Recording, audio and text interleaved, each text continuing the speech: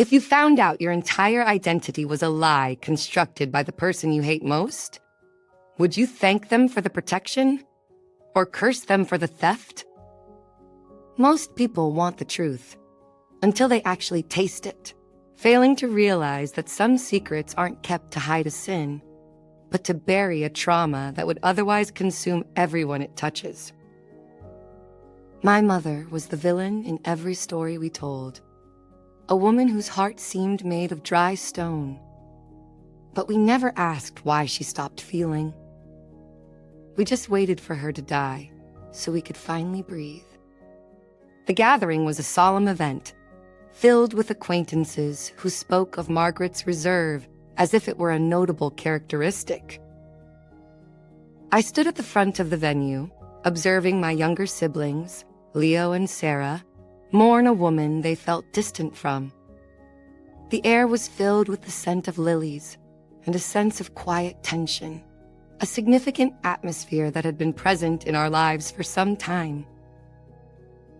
I didn't cry because I was too busy contemplating how someone could live for many years and leave behind only a legacy of difficult feelings and a private space in a house that felt somber. When we returned to the estate, the quiet felt more intense than any disagreement we'd had. The house was full of shadows and dust, showing how Margaret kept people out. Leo immediately went for the drinks, his hands unsteady as he poured one, while Sarah began marking furniture for the sale with careful, determined focus. They wanted to remove all signs of her, to clean away every bit of her being from the walls. But I kept looking at the end of the hall, where room 17 was behind a thick wooden door. She warned us not to touch the handle, no matter the emergency. My voice sounded loud in the empty hallway. Sarah, focused on her notes, had the same determined look as our mother. She believed that behind the door was just more of Margaret's collected items, or maybe the papers she used to manage us for years. But I noticed a subtle shift in the light before it hit that spot. I knew that someone so cautious would not keep a room locked for so long without a significant reason. The lock opened easily with a metallic sound. As the door swung wide, I expected a strong smell or a surprising sight.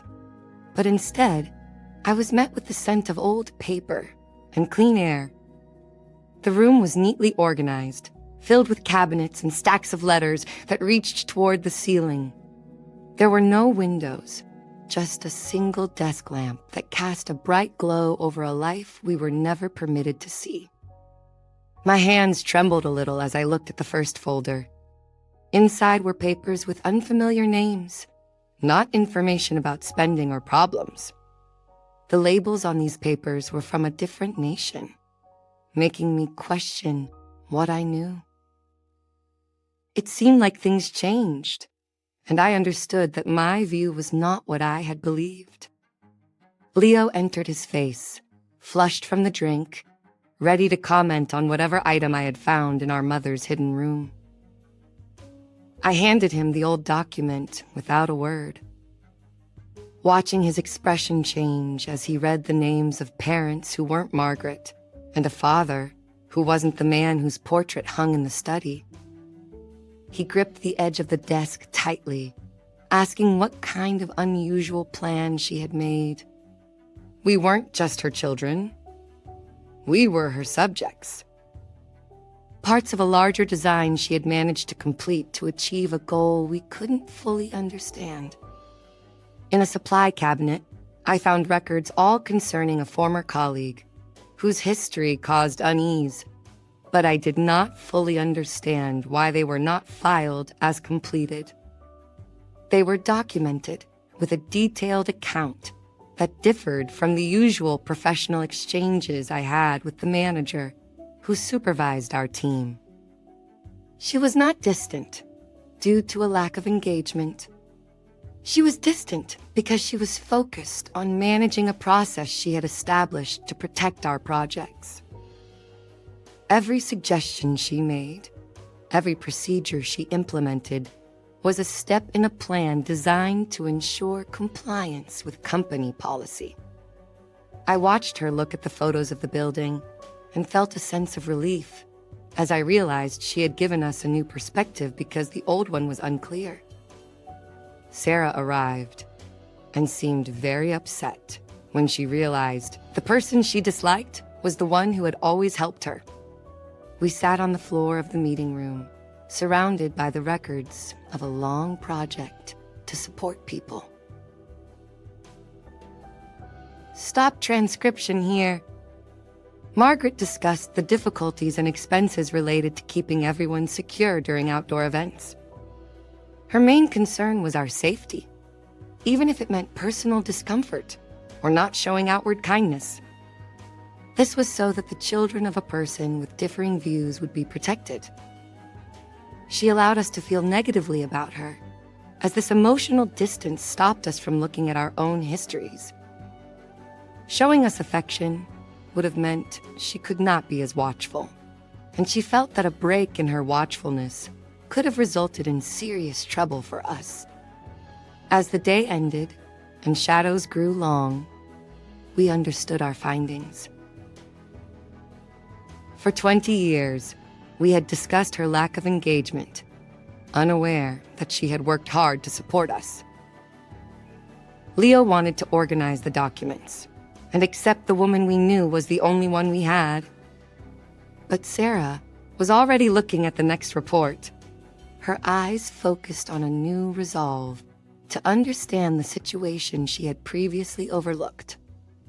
I looked at my siblings, seeing how different they seemed now with this new understanding, and wondered if we could ever return to how we were before.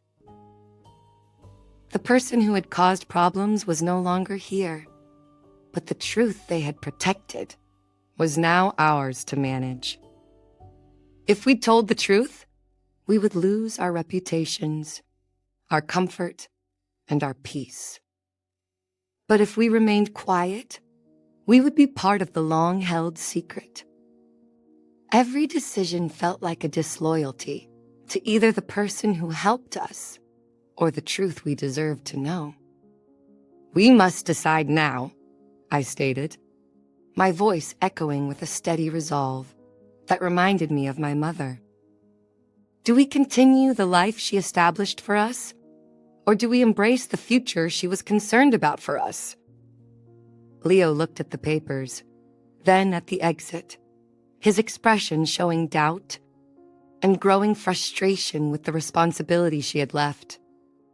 We were at a point of choice, and the woman who had guided us was no longer present to influence our decision. The atmosphere in room 17 felt tense, filled with memories of the past and the unknown, significant future we were about to enter. I picked up the thickest book, the one that listed people still searching for us, and felt the weight of Margaret's quiet.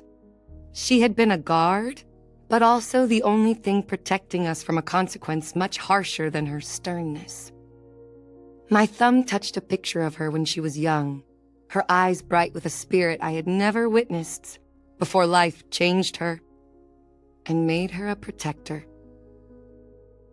We were left to deal with a conflict we were unaware of, and the first challenge was choosing if we even wished to succeed.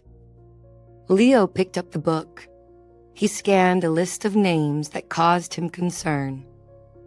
He was breathing fast and looked worried. He proposed we clear the room. He believed Margaret's recent action was setting up this plan against us. He felt the information was not useful, but dangerous, like a last message from our mother. He walked back and forth, upset. He felt our mother's memory was causing us to feel the same worry that had affected her. Sarah carefully arranged the documents, trying to understand the sequence of past events for the files they discovered. She considered that the person shown might have been someone Margaret introduced to assist with a prior matter. The notion that their family history was connected to someone who had acted improperly made her uneasy. She wondered how much of that individual's traits might be present in her own nature. The atmosphere in the room changed when I found a concealed area in the storage space containing financial documents and 3 unused identity cards.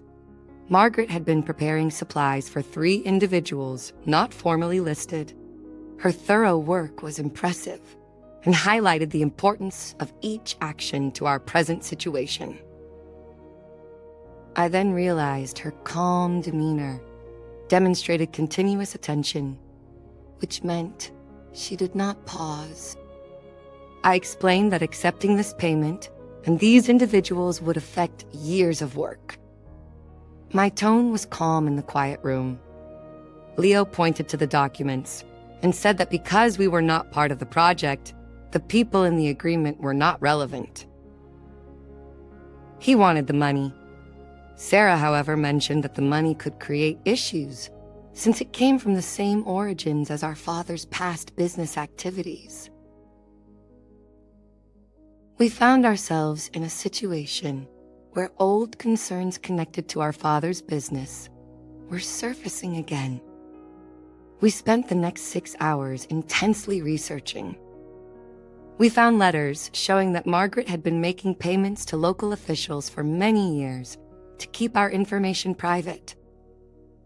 Every time we had felt she was too controlling or prevented us from going on school trips, she had been dealing with people involved in harmful activities.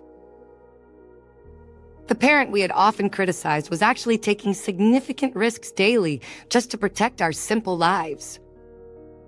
This discovery made our past complaints seem insignificant and foolish.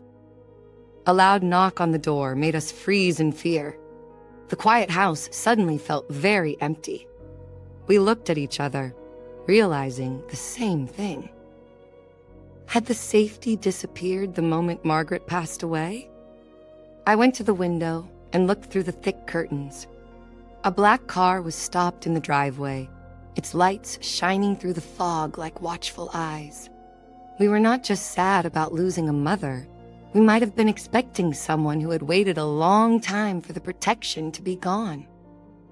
The man at the door was a lawyer with a face like crumpled parchment who claimed to have a final addition to our mother's will. He stood on the porch in the rain, his presence a reminder that Margaret's influence extended beyond her life. He handed me a sealed envelope, his eyes lingering on mine with a look of profound pity that made me feel uneasy. He whispered that his work was now done and that the final matters were settled. Inside the envelope was a single key and a map to a storage locker on the edge of town, dated for the day after her funeral. The instructions were clear: go alone, tell no one, and be prepared to continue what she started. Leo wanted to throw the key into the woods, saying he was finished being a pawn in a dead woman's game. But the fear in his eyes told a different story. He knew that the lie was the only thing keeping him alive, and the lie was currently dissolving in the rain. Sarah accepted the key from me with a steady hand and mentioned that reacting with concern was not her preference. She explained that if our father's business partners arrived, we would benefit from the information our colleague had spent years compiling. We were no longer family members dealing with a personal loss. We were a small team from a reorganized department, discussing whether to proceed or pause. The circumstances had become complicated, making it difficult to determine the best course of action. As we drove toward the storage facility at night, the streetlights shone on our faces, making us look like strangers.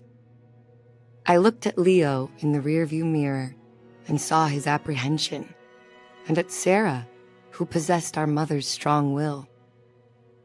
We had different traits and were headed toward a meeting with our past. The rainy streets felt like a challenge.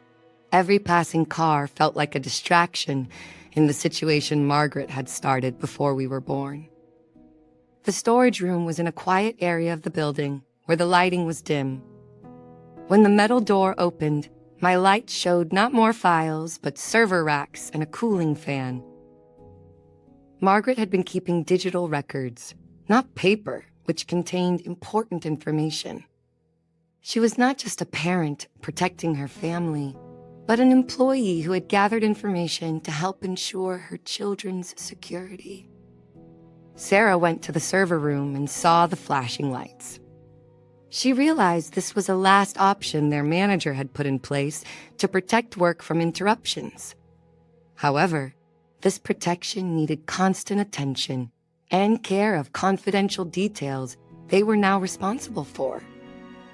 To maintain operations without problems, they would need to use an organized and careful approach, similar to one they had not used before.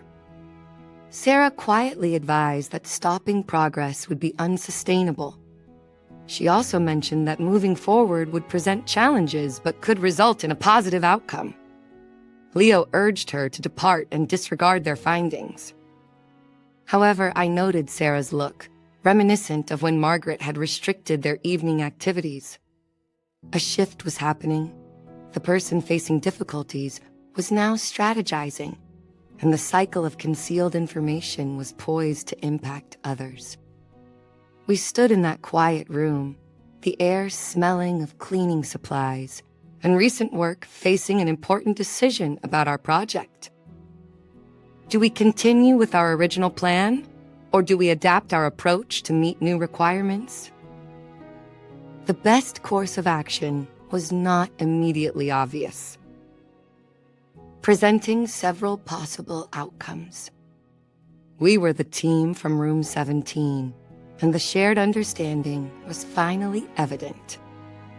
Leo felt distressed and sat on the floor, expressing his desire for a standard routine. But the situation shifted when the first server initiated a digital transmission reflecting the sacrifices Margaret made for our data security. Sarah remained near the control panel, observing the important information, her expression illuminated by the artificial light of revealed details. I realized then that our mother had not only established a robust system, but had also developed a method and had spent 20 years instructing us on its application without fully explaining its operation. Sarah reviewed a document detailing previous company activities as we concentrated on our objectives and team advancement. It was noteworthy to see that our learning materials were informed by past client input and current operational improvements. We gained from the extensive operations of a large entity, assisted by a manager who made key choices to ensure consistency. Our efforts were made possible by earlier strategic decisions made internally. I cannot keep this information. I said, my voice strained as I looked at the names on the screen. If we use this to protect ourselves, we are no better than those we oppose. We are just using fear to ensure our safety. Sarah turned to me, her eyes harder than I had ever seen them, asking if I was prepared to let Leo be affected for a moral stance that would not even benefit us. She argued that the only way to truly end this problem was to use the information to negotiate a permanent departure, a final agreement, where the secrets disappeared with the people who knew them.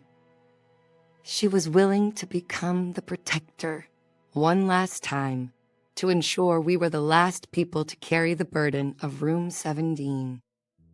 The project discussion became more serious when a warning showed on the main screen about someone trying to get into the system from outside. The team understood the system was at risk outside their local network, affecting the digital safety rules Margaret had put in place. They watched as the safety indicators started to change, showing that information might be seen by people they did not know. The team stopped focusing on the normal steps and began working on how to fix the problem immediately. Leo raised a heavy wrench from the workbench, intending to stop the server operations. He wanted to return to his previous routine and home life, refusing to accept that the path back had changed. Sarah positioned herself between him and the machines, asking him not to disrupt the servers as it would affect everyone. The siblings who had shared family meals were now close to a disagreement over the memory of a woman they all stated they disliked. I realized we might be noticed because it would alter our team's usual progress. Margaret's kept information was not just about our team's start, but the fact that safety always requires compromise. She kept things focused so we could meet deadlines. But by sharing details, we had introduced delays. We now face a difficult choice. Do we present the findings and disrupt the project, knowing it will cause problems? Or do we use it to arrange a new plan? Sarah shared important project updates with a partner organization and sent a secure file to a communications department, detailing issues with management practices, not the financial results, but the attempts to hide them by those in charge. She did not pick the easy way or the hard way. She chose to bring the entire operation into the open, making it impossible to ignore any longer. This was a significant decision that meant future work would involve public review or legal proceedings, but it would be done transparently. The situation changed from one of limited information to one of open communication. After completing the project, the team gathered in the conference room. Leo reviewed the report, unable to reconcile the initial proposal with the final outcome. Sarah remained silent, her expression unreadable, reflecting the team's focus. I observed them and realized that while we achieved our goals, the process changed our working dynamic. We are now the faces of a national scandal, heroes to some and traitors to others, a family that destroyed itself to save its soul. There is no happily ever after, only the grueling everyday task of living with the knowledge that our mother loved us enough to become a villain. As I watch the sun rise over a horizon that no longer feels like home, I wonder if the truth is actually a liberation, or just a different kind of prison. We are free from the secrets of Room 17, but we are now the keepers of a new, much louder silence. Was Margaret a protector for giving up her own needs to care for her children? Or was she a wrongdoer for creating their lives on a basis of hardship and untruths? If you found out your whole existence was a fabricated story bought with money, would you destroy it all for what is real, or keep the secret to remain secure?